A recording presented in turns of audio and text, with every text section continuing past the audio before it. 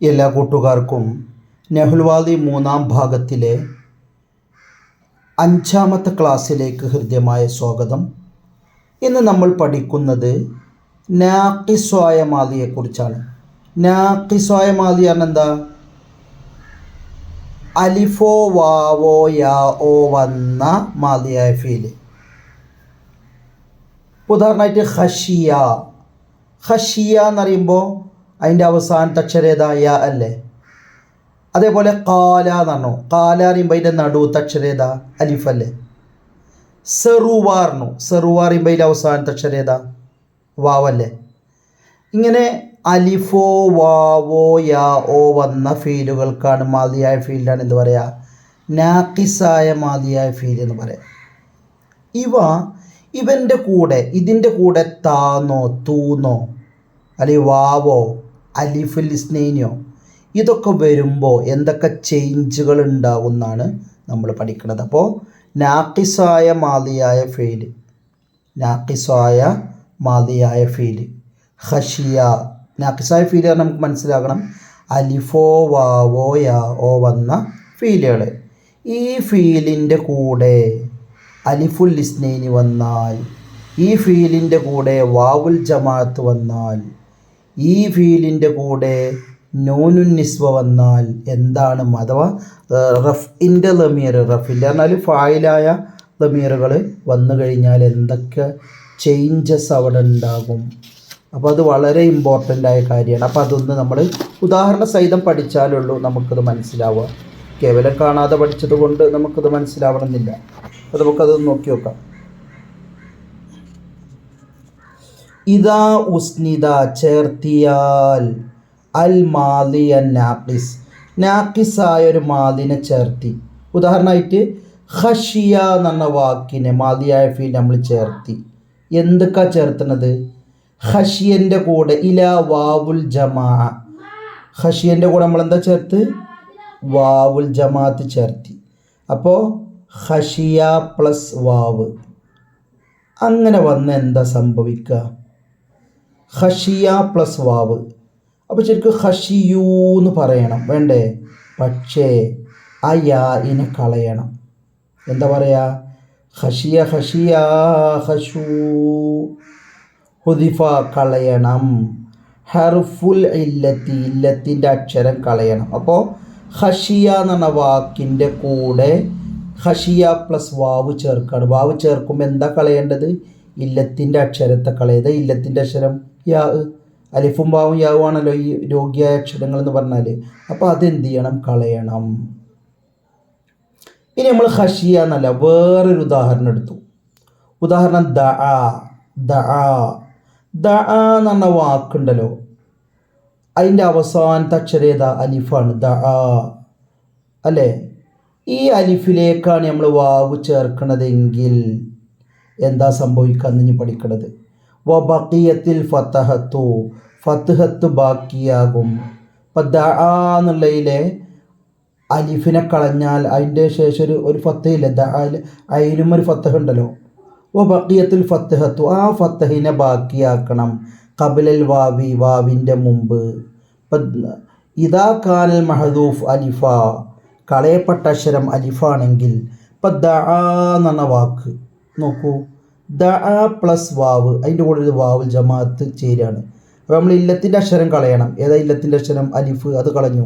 ദഅ എന്നുള്ള ഈ തലിഫ് കളഞ്ഞു. ഇങ്ങോട്ട് വാവ് ചേർക്കണം. അപ്പോൾ ദഅൗ. അപ്പോൾ ദഅവൂ എന്ന് പറയുന്നില്ല. എന്താണ്? ആ ഫത്ഹ് അതേപോലെ ബാക്കിയാക്കുക. കാരണം എന്താ? അവിടെ കളയപ്പെട്ടത് അലിഫാണ്. കളയപ്പെട്ടത് അലിഫാണെങ്കിൽ വാവിൻ്റെ മുന്നിലുള്ള ഫത്ഹ് ബാക്കിയാകും. ദഅ എന്ന ഫീലിൽ വാവ് ചേർക്കുമ്പോൾ അലിഫിനെ കളഞ്ഞാലും ആ മുമ്പുള്ള ഫത്തഹിനെ അവിടെ തന്നെ നമ്മൾ ബാക്കിയാക്കും. ഇനി നമ്മൾ പഠിക്കുകയാണ് വളുമ്മ മാ ഖബലഹ, അവസാനത്തിൻ്റെ മുമ്പത്ത് ലമ്മ് ചെയ്യണം. നമ്മൾ ഖശിയൻ്റെ അവിടെ നമ്മൾ ഖശൂ എന്നാണ് പറഞ്ഞു. ആ ഷീനിന് ലമ്മ് തന്നെ ചെയ്യണം. കാരണം എന്താ? ഇദാലം യക്കുൻ അലിഫ, അലിഫല്ല കളയപ്പെട്ടത് ഖശിയൻ്റെ അവിടെ, യാ കളയപ്പെട്ടത്. അതുകൊണ്ടാണ്. ഈ ഒരു കൺസെപ്റ്റ് നിങ്ങൾക്ക് മനസ്സിലായി എന്ന് വിചാരിക്കുകയാണ്. ഇപ്പം നമ്മൾ വാവുൽ ജമാഅത്തിലേക്ക് ചേർക്കുന്നതാണ് പറഞ്ഞത്. ഖശിയനെ വാവുൽ ജമാഅത്തിക്ക് ചേർത്തി. ദആ എന്നുള്ള ഇനി നമ്മൾ എന്ത് ചെയ്തു വാവുൽ ജമാഅത്തേക്ക് ചേർത്തി. അപ്പോൾ ഖശിയ ഖശൂന്നുമായി, ദആ ദഅയ ദഅൗന്നും ആയി. ആ രണ്ട് സംഭവമാണ് ഇപ്പം നമ്മൾ പഠിച്ചത്. ഇനി രണ്ടാമതായിട്ട് നമ്മൾ പഠിക്കണത് നാഖിസായ ഫീൽ. നാഖിസായ ഫീൽ പറഞ്ഞാൽ ഖശിയ, നമ്മൾ ഉദാഹരണം തന്നെ ഖശിയ സെറുവ. അപ്പോൾ ഖശിയ സെറുവ നാഖിസായ മാദിയായ ഫീലാണ്. ഖശിയും സെറുവിയും നാഖിസായ മാദിയായ ഫീലുകളാണ്. അതിനെ നമ്മൾ വാവുൽ ജമാഅത്തേക്കല്ല നമ്മൾ ചേർക്കണത്. വാവുൽ ജമാഅത്തേക്കല്ല പറഞ്ഞാൽ നമുക്ക് വേണമെങ്കിൽ അലിഫുൽ ഇസ്നൈനിക്ക് ചേർത്താം. അങ്ങനെയാണെങ്കിൽ അവിടെ ഒരു മാറ്റം ഉണ്ടാവില്ല. ഉദാഹരണം ഇപ്പോൾ ഖശിയനപ്പോൾ ഞാൻ എന്ത് ചെയ്യാണ്, വാവുക്കല്ല അലിഫുൽ ഇസ്നൈനിക്ക് ചേർക്കണം. അലിഫുൽ ഇസ്നൈൻ ഒരു അലിഫോടെ ചേർക്കണം. ഖശിയ ഖശിയ, സെറുവ സെറുവ, അവിടെ വല്ല മാറ്റം വന്നോ? ഇല്ല. എന്തേ കാരണം? അത് വാവുൽ ജമാഅത്തേക്കല്ല ചേർത്തുന്നത്.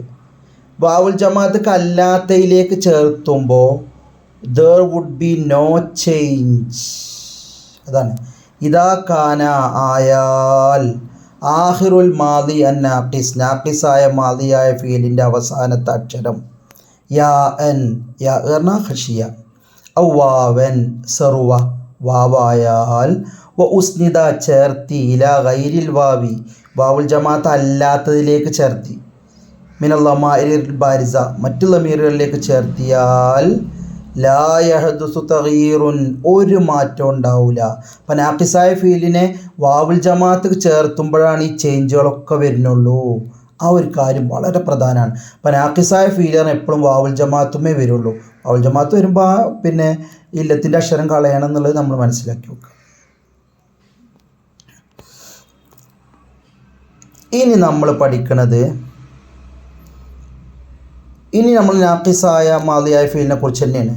പക്ഷെ നാഖിസായ മാദിയായ ഫീലിൻ്റെ അവസാനം അലിഫുള്ള നാഖിസായ ഫീലുകളുണ്ട്. ഉദാഹരണം ദആ, ദആ എന്ന് എഴുതുമ്പോൾ അവസാനം അലിഫല്ലേ, അതിനെക്കുറിച്ചാണ് നമ്മൾ പഠിക്കുന്നത്. ഇദാ ഖാന ആയാൽ ആഹിറുൽ മാദി അൻ നാഖിസ്, നാഖിസായ മാദിയായ ഫീലിൻ്റെ അവസാനമായാൽ അലിഫൻ, അലിഫായാൽ, അലിഫ് പറഞ്ഞാൽ ദആ, വ ഉസ്നിദ അങ്ങോട്ട് അതിനെ ചേർത്തില്ല ഗൈരിൽ വാവി, വാവുൽ ജമാഅത്ത് അല്ലാത്തതിലേക്കാണ് ചേർത്തി. അപ്പോൾ ഒരു നാഖിസായ മാദിയായ ഫീലാണ് ദആ. അതിനെ നമ്മൾ വാവുൽ ജമാഅത്ത് അല്ലാത്തേക്ക് ചേർത്തി ദആ ദഅയ. ഇപ്പം നമ്മൾ ചേർത്താൽ ഫൈൻഖാന സുലാസിയൻ, മൂന്നക്ഷരമുള്ള ഫീലാണെങ്കിൽ, ഇപ്പം ദആ എന്നുള്ളത് മൂന്നക്ഷരമുള്ള ഫീലല്ലേ, ദാല് ഐന് അലിഫ്, റുദ്ദത്തിൽ അലിഫ് ഇല അസിലിഹ, അതിൻ്റെ അസിലിലേക്ക് അലിഫിനെ ചേർക്കണം. അപ്പം ദആ എന്നുള്ളതിൻ്റെ അസിൽ എന്താ അറിയോ, ദഅവ എന്നിരുന്നു. അപ്പോൾ എന്ത് ചെയ്യണം, ദആ ദഅവ എന്നാക്കണം. ഞോബ ഇൻസാദ അല സലാസത്തിൻ, മൂന്നിൽ കൂടുതൽ അക്ഷരമുള്ള ഒരു നാഖിസായ ഫീല്. അപ്പോൾ മൂന്നിൽ കൂടുതൽ അക്ഷരമുള്ള ഫീൽ എന്നാ പിന്നെ ഇൻതഹ എന്ന് പറഞ്ഞു. അങ്ങനെയാണെങ്കിൽ കുലിബത്തിൽ അലിഫ് യാ ആ, ആ അലിഫിനെ യാ ആക്കണം. അപ്പം ഇൻതഹ ഇൻതഹയ, മൂന്നിൽ കൂടുതൽ അക്ഷരമുണ്ട്. ദഅ എന്ന് പറയുമ്പോൾ മൂന്നക്ഷരമുള്ളൂ. അപ്പോൾ ദഅ ദഅവ എന്നാണ് ആക്കിയിട്ട് മാറ്റേണ്ടത്. അപ്പോൾ അതാണ് ഇതുമായി ബന്ധപ്പെട്ട കാര്യം.